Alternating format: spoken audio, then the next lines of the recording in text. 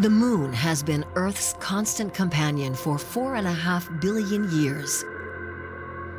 Now it's finally back in the focus of science, almost 50 years after man last set foot on the moon.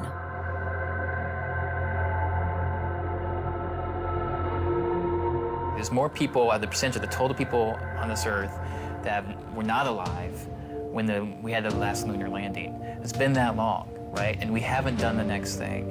And so some people say, been there, done that. But what we haven't done is we've just touched the ground, planted a flag and left, right? We haven't really lived. We haven't explored, truly. If you want to commit the money to it like we did in Apollo, you could do it in probably 10 years. Easy. We did it in 8 years and 2 months. Now scientists are concentrating on ways to grow food, produce energy, and make tools there.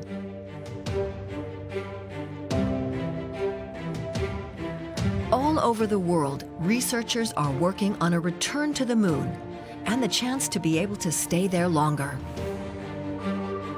We have to use the moon to operationally understand how to live and work on a planet. There are many ideas, but actually putting them into practice is the final step that's missing. It'll be great to see humans return to the moon. When this will happen is not yet clear, but science is making it possible to survive on the moon.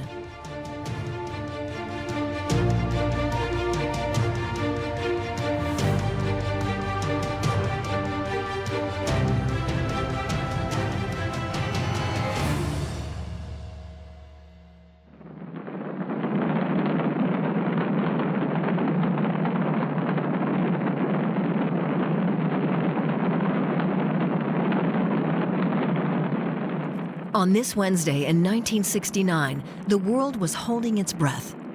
Mankind was witnessing a historic mission. On board Apollo 11, astronauts Neil Armstrong, Michael Collins, and Edwin Buzz Aldrin had a goal mankind had not yet reached: to fly to the moon. 5 days later, in the early morning of July 21st, Neil Armstrong uttered his unforgettable words. It's one small step for man, one giant leap for mankind. Armstrong and Aldrin spent a total of 2.5 hours on the surface of the moon. As they collected rock samples and raised the American flag, they were watched live by 600 million people.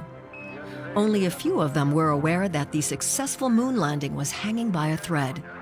In NASA's Mission Control Center in Houston, Capcom Charlie Duke had direct radio contact with Neil Armstrong. Now 82 years old, he can still recall the dramatic moments. We get very, very tight on fuel. I call 60 seconds, which meant he had 60 seconds to land, and I called 30 seconds. The tension is rising in mission control. You could hear a pin drop, and we were holding our breath. Will we make it? I called 30 seconds, and then 13 seconds later, he landed. But it was very, very tight and very close to an abort. Yet the first lunar landing was a success.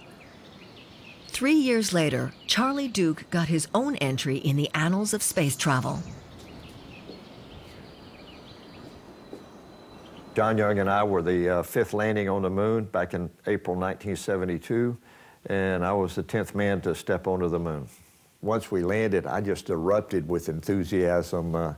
I shouted we had our helmets on and fully suited up, and I just shouted in my helmet, Houston, old Orion is finally here, Houston. Fantastic.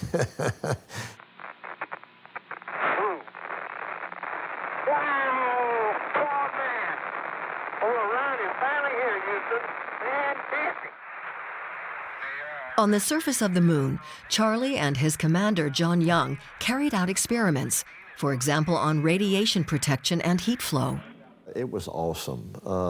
It was beautiful, one of the most beautiful deserts I'd ever seen. Gray, very rough topography, up and down, hilly craters, rocks, hills, everywhere. And Our objective was to explore this valley, so I was excited. I was very happy to be there. You were almost overcome with the thought of, I'm on the moon, and I'm on the moon. That's it. We're going home again, jiggity jig. Wow. On April 24th, 1972, they lifted off again. What a ride. Only one further Apollo mission followed half a year later.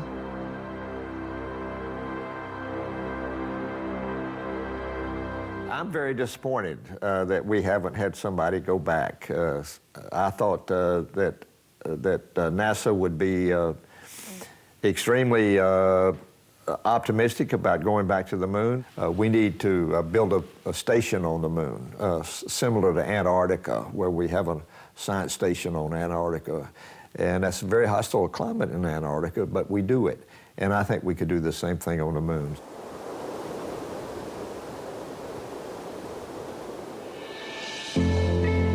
Antarctica is the Earth's most extreme continent. Nowhere else is it this cold, with temperatures of minus 90 degrees Celsius being measured here.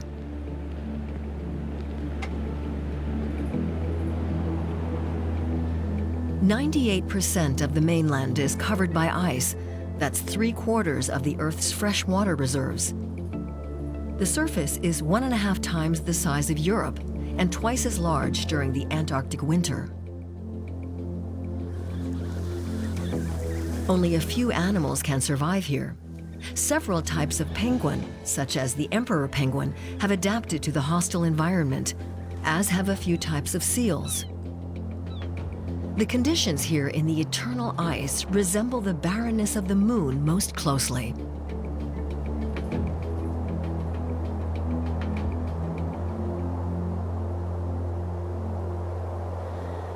Which is why a team of researchers from Bremen have made the long journey to the far south.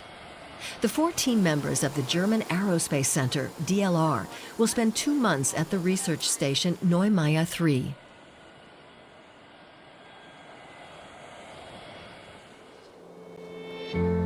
Since 2009, scientists have been conducting research here with different focuses, such as meteorology, geology, and atmospheric chemistry. The architecture of the Neighbour 3 station has been adapted to the environmental conditions of the Antarctic. It's built on stilts to keep it free of snowdrifts. Up to 60 scientists stay here in the Antarctic summer, between November and February. Aerospace engineer Paul Zabel is the only member of his team who will also spend the winter here. His task is to grow fresh vegetables as part of the Eden ISS project. Die Idee hinter dem Projekt ist, hier in der Antarktis. The idea is to try out all of the necessary technology and operational procedures here in the Antarctic, so that in future, a greenhouse can also work in space. Wir bauen zwischen 15 und 20. We're growing between 15 and 20 different species of plant. As a highlight, we also have little strawberry plants. We hope we can get them to flower so we can harvest strawberries in a few months. Until the mobile greenhouse reaches the Antarctic by ship, the team has to take good care of the delicate strawberry plants. Inside the station, Daniel Schubert and Konrad Zeidler have tried to create the most ideal conditions. Strawberries are difficult to cultivate, and that's why we've improvised and built our own little makeshift greenhouse. Of course, it's not optimal, but we don't have much of an alternative if we want to keep the strawberry plants alive. It will take at least a few more days for the greenhouse to arrive. Then the experiment here can really get going. And soon, on the moon? In order to live and work on the moon for a longer period of time, worldwide research has to consider the conditions there and the differences to planet Earth.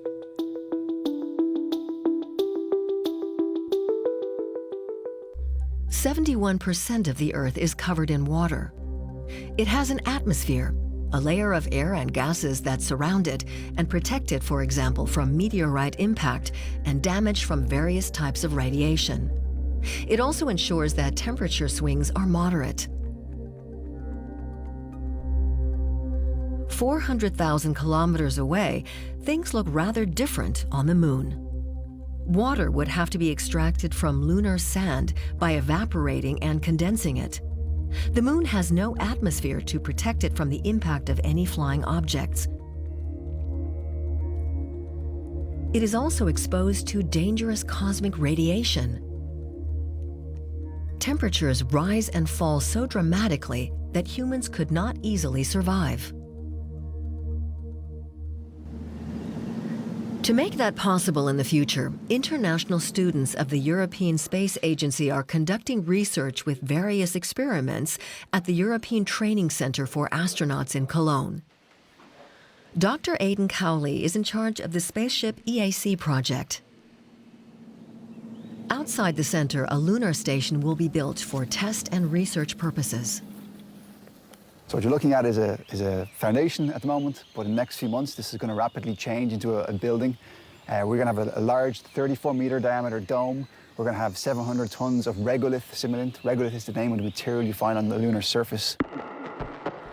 A small settlement, for now in Cologne, but in the not-too-distant future, one on the Moon too. This is how the scientists imagine it will look. Inside, there's an airlock and a technical area. The main room is provided with daylight. Like in the ISS, the oxygen supply is provided by chemically based air preparation. Another good example of why we should go back to the Moon would be to understand the radiation environment. So if you're in low Earth orbit at the moment, you have the magnetosphere of Earth protecting you to a certain degree. But the minute you move beyond this, you go to the lunar environment, you no longer have that protection.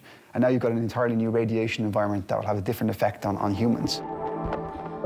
The lunar habitat will protect humans from this radiation with a strong outer layer. This is the protective layer that we want to build. So the idea is that we take the material that is already on the Moon, and by applying the microwaves, we could put it around the lunar habitat and build like a solid structure that will protect the lunar habitat from the meteoroids, the radiations, and so on. Student Oriane Garcia from France is producing the heat required to sinter the powdery regolith, baking it into a hard layer. At the moment, however, it looks more like pebbles than a flat surface. On the Moon, special robot vehicles would spread the lunar sand and sinter it at the same time, which would take about 3 months.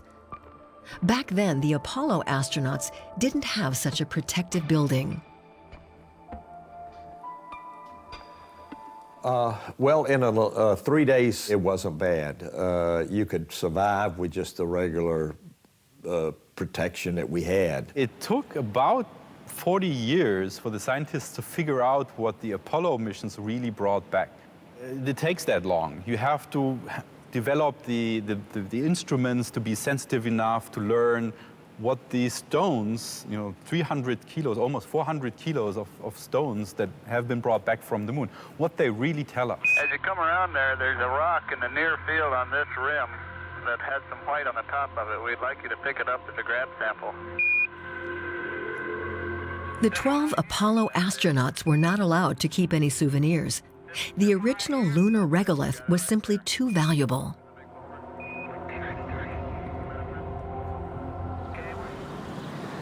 Just a stone's throw away from the research center in Cologne is the DLR's Institute for Solar Research. Here, too, scientists are researching regolith radiation protection. Professor Matthias Spal and his team seek the most moon-like conditions possible. What's available in abundance on the Moon is moon dust and plenty of radiation from the sun. We would need several meters of moon rock or moon dust as protection from radiation from the sun and other cosmic sources. And that's one of the things that we're researching. The experiment is called regolite, a word coined to combine regolith and light. Of course, it doesn't use real lunar regolith, but a simulant which has similar properties. and will be sintered to an entire brick using layered 3D printing.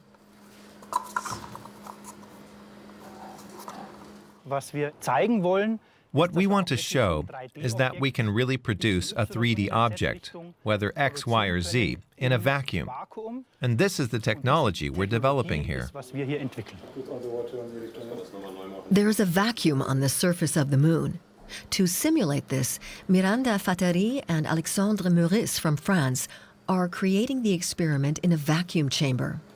Our objective is to see what the mechanical properties are if we sinter something in a vacuum.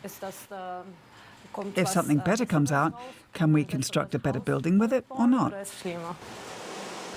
The strong xenon beams imitate the sun and can create a constant heat of around 1,100 degrees Celsius. Channeled into one ray, they hit the 3 levels of moving moon sand below. It can take up to 5 hours under lunar conditions to bake a 3-dimensional object such as a brick.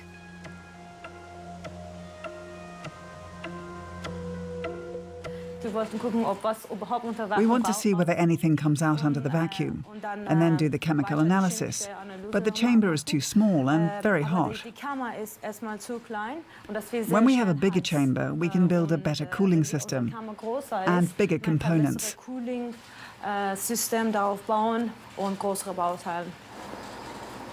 Scientists have to find the right parameters so that in future, today's result will look like the bricks sintered without a vacuum. As a last step, they have to replace the artificial light with their solar furnace, which consists of 159 square mirrors and concentrates the light energy. It produces the necessary heat through constant sun radiation as exists on the moon. You have to make use of every resource you have. And so I think 3D printing structures for habitations, all these things that we can do now with the existing infrastructure, existing materials on the surface will be something we'll want to take advantage of. Back to the Antarctic. The conditions can change unpredictably. With the possibility of wind speeds of up to 60 knots, that's hurricane force. The weather here is the deciding factor. It's exactly the right testing ground for the scientists with the perfect conditions for their research. The Antarctic is the most remote continent of the world. It's not easy to reach. The people living here are dependent on the technology which keeps them alive, just like in a space mission. So it's the best place to test the whole operation of the greenhouse. Almost everything is prepared for their Project Eden ISS, where they're planning to grow vegetables and strawberries in a mobile greenhouse.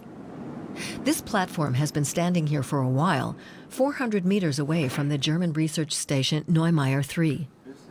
The mobile greenhouse should have arrived here days ago, but the cargo boat transporting it to the site is making slow headway through the thick pack ice. 14,000 kilometers away in Germany, moon research is also being carried out. Various experiments for the project spaceship EAC are being carried out at the European Astronaut Training Center in Cologne.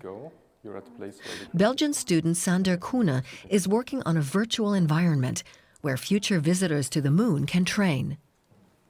With a simulation like this, we can train them in the virtual reality as if they were already on the lunar base, and then have them interact with a digital rack and completely be able to do the experiment beforehand, instead of just being in a training room with a rack in front of you. The virtual moonscape is still in the development phase.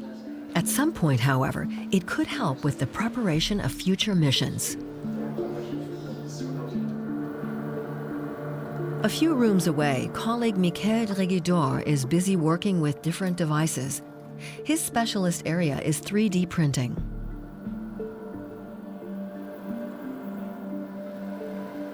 This is a 3D printer, it works with polymer, and the polymer is sticky behind, and basically it warms it up in here, and then it melts. And when it melts, you can put it over a surface. It gets cold, so it gets stick to the bed, and you can print lane by lane, and then layer by layer, and make a 3D object.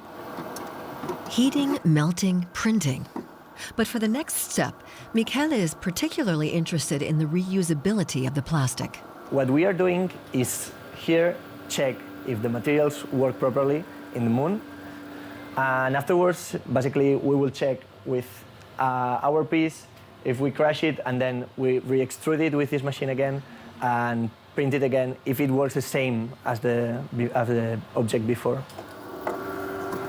The coil containing the plastic would of course have to be much larger when it is transported to the moon. But once it's there, the plastic could always be reused. In Bordeaux, France, the 3D printing process is being researched in a parabolic flight. Professor Jens Günster from BAM in Berlin, the German Federal Materials Testing Institute, has developed equipment with his team to enable parts such as tools to be made from metal powder in zero gravity. The aim of the experiment is to try out a new process of sucking in powder and then trying to fix it in a zero-gravity environment. So in principle, you can produce parts on demand. The part which has been sintered with the laser onto this plate should be able to be taken out and is ready for use. Before each flight, the scientists draw their conclusions from the previous flight, making minor adjustments to try and improve the results of their experiment. This is our third flight day. Last time we switched the material, and this time we have adjusted the parameters of the equipment to be able to apply the layer of powder. I'd say we managed to get about 70% of the powder onto the layer, and the rest flies away. We need to improve that. We can't have the powder flying around.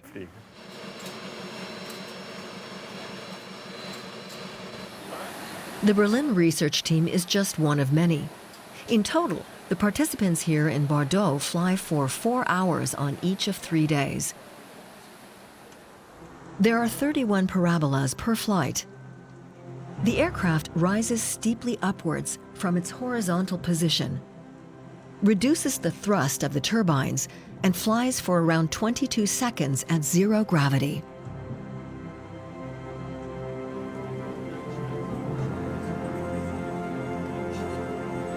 That is a particular challenge for the scientists, as the gravitational force during a parabolic flight varies.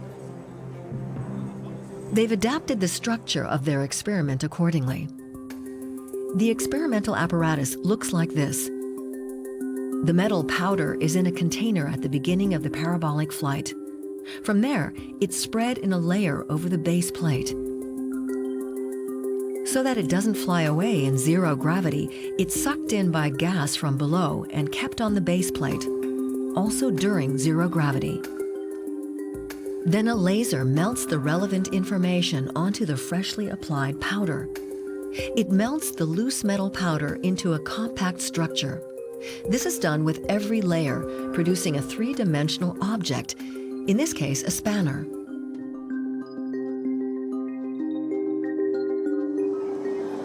Günster and his team can follow this process, which is repeated several times via the installed webcams. The final results can be seen a little later in the laboratory. The metal powder has really been transformed into 2 small spanners. The experiment by Günster's research group was a success. In the not-too-distant future, all tools could be produced this way in space. In the Antarctic, the long wait is over. The cargo ship, the Agulhas II from South Africa, has managed to break through the ice, and the unloading can finally take place. After a 10-day delay, the German scientists watch their mobile greenhouse being unloaded from the ship.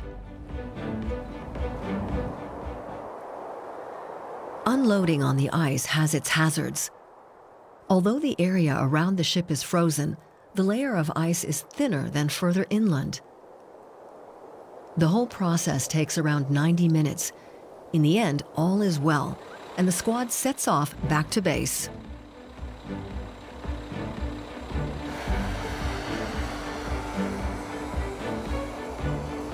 It's 23 kilometers away from the unloading point to Neighbour 3. Although there is no darkness in the Antarctic summer, as the sun never goes down, they still have a regulated 8-hour working day. This day ends with the long-awaited arrival of the container at the station.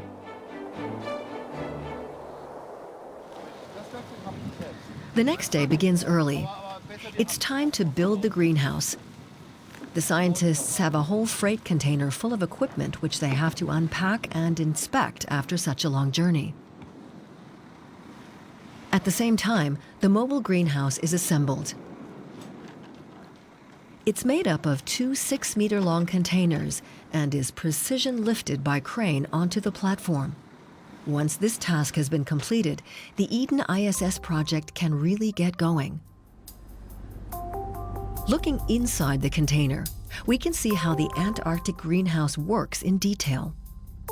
The first part contains the services sector, where all the technical systems, such as air and heat management, are monitored and controlled. The second part contains herbs, vegetables, and lettuces, which can all self-pollinate with the help of ventilation. The technology which allows them to grow is called aeroponic.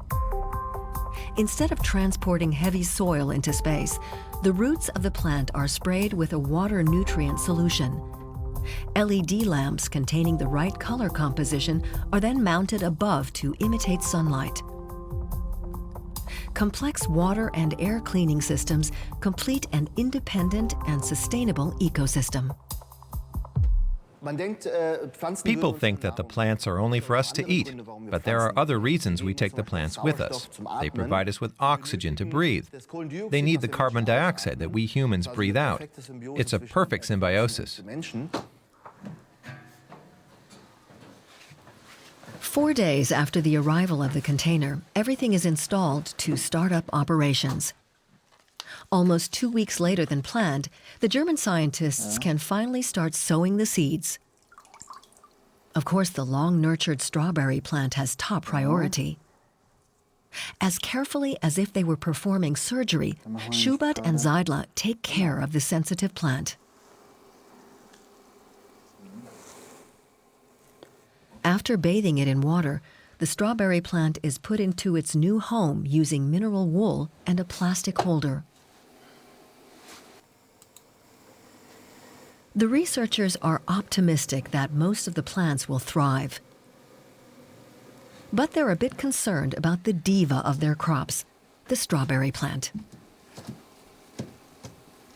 If you go on long-term missions, such as the one to the moon, you can use strawberries as an incentive food, just to keep the isolated team in good mental shape. If this experiment works here in the Antarctic, we're pretty confident that the whole thing will work on the moon, too.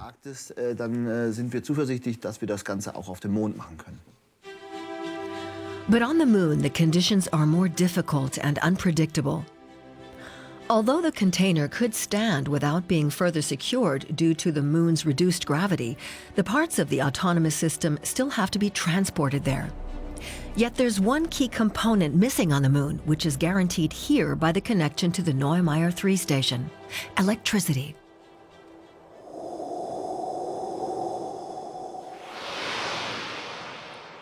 In Edinburgh, Scotland, a team is working on a solution to this problem. At the Heriot-Watt University, Jürgen Schleppi is researching the topic of solar energy. Of course, on the moon, we can't just plug our devices into sockets. We have to consider what kind of resources are available for producing energy. There are no rivers, there's no wind on the moon, there's no atmosphere. What is available is sunlight, and it's better than on Earth because it is not weakened by the atmosphere. Jürgen Schleppi wants to produce mirrors to create energy. His experiment is also about how to use lunar regolith. We'll have the materials we've brought with us, and there's this basaltic sand. What we can build out of basaltic sand is relatively simple bricks or walls by heating the material or baking. We can go one step further and produce basaltic glass from the material. Schleppy uses an ordinary microwave oven to make glass from the moon sand simulant.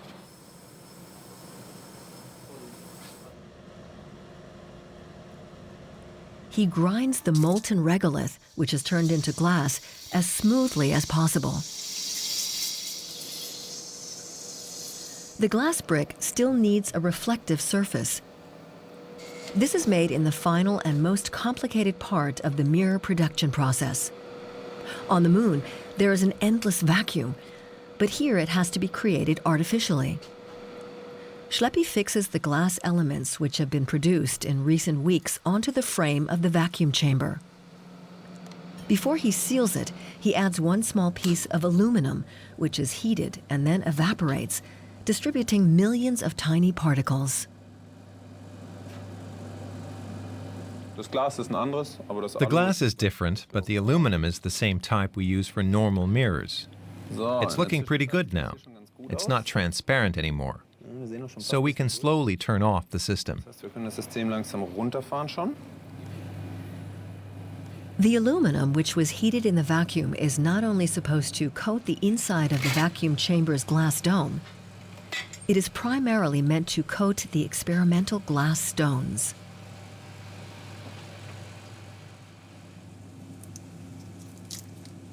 It looks really good. The mirrors have turned out really well. They should be able to reflect our artificial sunlight well. That's what matters at the end of his experiment. It will only be a success if the mirrors made of moon sand can also harness energy from light. To test it, the researcher has built his own construction. His homemade mirrors have to pass the comparison test. So here we have a reference surface, which reflects sunlight, or rather the artificial light we're going to produce from this surface to the lens, which is attached to a solar cell. The lens concentrates the light onto the solar cell, and then we can produce electricity, which we can measure at a certain voltage. We can read it here on the meter. With the reference surface mirror, we expect to produce about 2 volts. Lights out.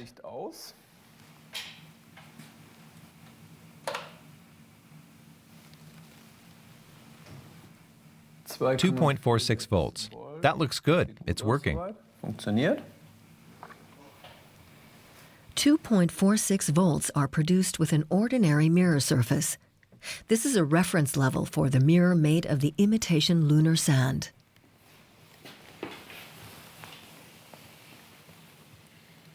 We're going to find out now whether it'll work in the way we imagine. 2.23 volts. That's great. We're only losing about 10% compared to the reference mirror surface. That's really good for the first attempt. Very successful. So the German scientist has really succeeded in producing energy from lunar regolith and light. You know, if we can mine those resources and turn them into mirrors or some other solar type of energy, that's definitely going to be a way we're going to maintain a base or a presence on the moon. But the biggest challenge, I think, for living on the surface of the moon is dealing with the power needs, dealing with the infrastructure to maintain systems, especially during the lunar night. What's interesting about the moon is almost anywhere on the surface, you're going to experience 14 continuous Earth days of light, followed by 14 continuous Earth days of night. This day and night rhythm of the moon can be illustrated with the help of a solar cell, which would be positioned on the side of the moon that we always see from Earth. This phenomenon arises due to so-called synchronous rotation. The moon needs exactly the same time to orbit the Earth as it does to rotate on its own axis, almost 28 days. Since it rotates on its own axis, this means that the side with the solar cell faces the sun for 14 days. During this period, the energy production by the solar cell is constantly stable. For the other 2 weeks, the solar cell is on the shadow side. Solar energy cannot be produced during the long lunar night. And that night, it's cold, dark, there's no solar energy to draw from. You have to have power that can keep alive during those 14 days. So we need small, efficient batteries. We need very efficient solar cells. If we can develop batteries that'll last 2 weeks for lunar night and do all of the things you want to do up on the moon during that time, then that's the answer. For Duke's 3-day trip to the moon and the other equally short Apollo missions, energy was not a problem. A much greater challenge back then was moving around in the bulky spacesuits. The astronauts only learned to handle it once they reached the moon. There are 3 ways to move around on the moon. I generally did a walk, just a regular stiff-legged walk that you could really get going fast. But if I was going uphill, I would kangaroo hop uphill. I like to skip along, or whatever you call it. I can't get my left leg in front of me.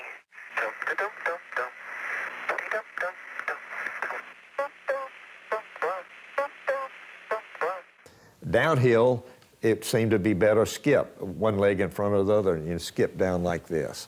So it depended, to me it depended on the terrain that I was on, which one I used.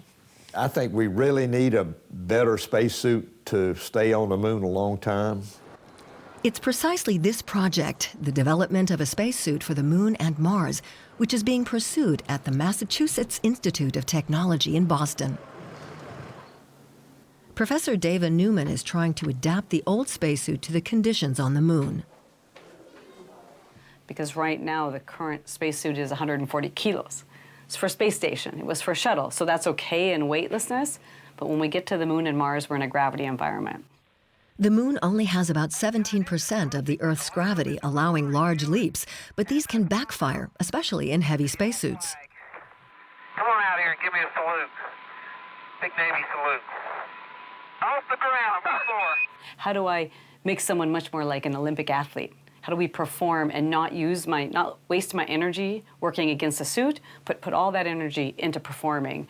So you really have to think about a completely different design. The only other way to keep someone alive and put pressure on them is to basically put it right onto the skin. So that's called mechanical counterpressure.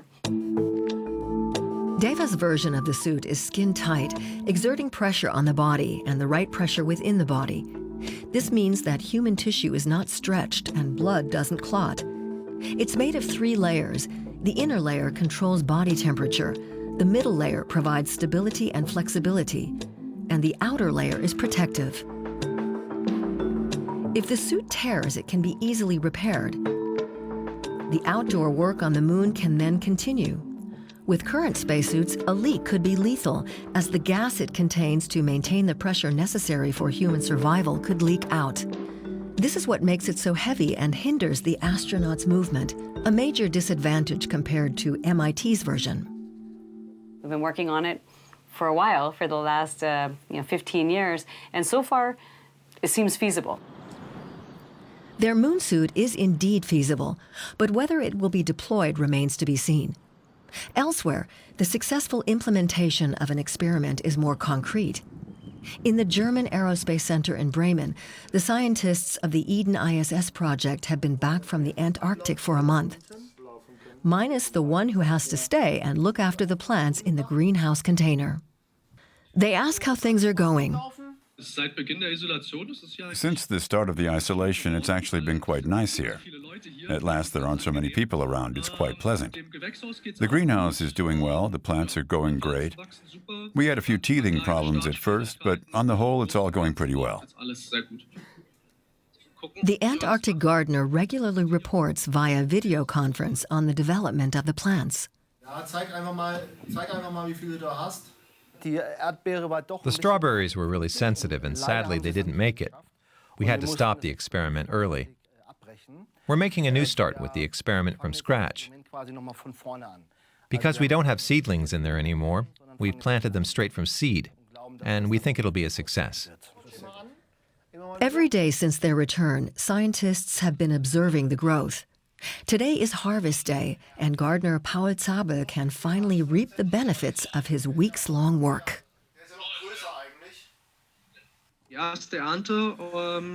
You can see our first harvest here on the table. The lettuce plants have done really well. We've got plenty of those for the next few days. The cucumbers are doing pretty well too. Some of them are really big. They're going to be weighed now, and then I'll think we'll probably have some of them for dinner tonight. Paul Zabel and the other 9 researchers at the Neumayer 3 station will have fresh vegetables to eat. Not only today, but during their whole isolation period in the Antarctic winter. The Eden ISS project is already a success, and the basis for a food supply for future trips to the moon has been created. In a perfect world, we could put a moon habitat, or at least a greenhouse on the moon, within the next 15 to 20 years. But this isn't a perfect world. The necessary research funding for speedy progress is not as easy to come by as it was in times of the Apollo missions. We don't want to just do Apollo again. That's not what our goal is. Our goal is sustainable, long-term exploration. 50 years after the first moon landing, we will probably have to wait a few more years or even decades until the next one. But preliminary preparations are underway. It's just an exciting thought that we as humans are able to get together internationally and manage to build a base and a permanent outpost on the surface of the moon. The return to the moon is certainly in our genes. We have been given an inquisitive mind and a heart that wants to go out and explore. Nobody knows how long it will take until the next lunar mission takes place. But we do know that in the next few years, a lot will revolve around the moon.